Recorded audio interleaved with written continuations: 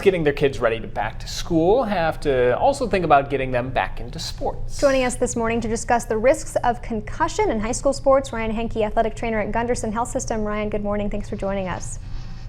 Good morning. Ryan, tell us first how prevalent concussions are, especially in high school sports. The prevalency isn't very high. I think it seems like it is getting higher because people are becoming more aware of the signs and symptoms and severity of concussion in sports. But if you look at the amount of instances of practice a game that players are going through, it's a very low number.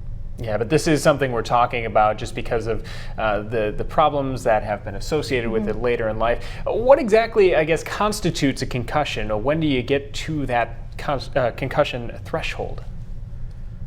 A concussion, usually we have to look at, was there a mechanism of injury that occurred during either play or practice in which there was impact to the head or some sort of rotation or movement of the head. Plus we look at the signs and symptoms that they have following this mechanism of injury and whether or not it constitutes along similar lines of what presents during a concussion. What are some of those signs and symptoms that someone should look for? Signs and symptoms that we look for are mainly headache, dizziness, feeling nauseous, and the sensitivity to light or sound, blurriness. Those are mainly the common ones. Trouble sleeping after a concussion occurs. Now, with all the awareness that's being raised recently around concussions, is there anything that changes for you or has changed recently as an athletic trainer looking at concussions? The media obviously has taken and kind of run with concussions, especially at the higher risk sports such as football and in the NFL and collegiately.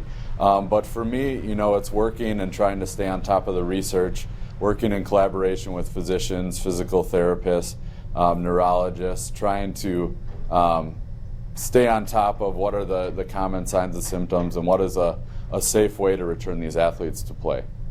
And obviously football, not the only sport. That's kind of the one that's been talked about a lot, but there are concussion dangers with any sport, right? Yes, very much. Soccer is a big one. It's also a contact sport. You can have them in gymnastics, wrestling, baseball, anything where there's any body-to-body contact or body-to-floor or wall. It's not just football that we see players complain of symptoms of concussion.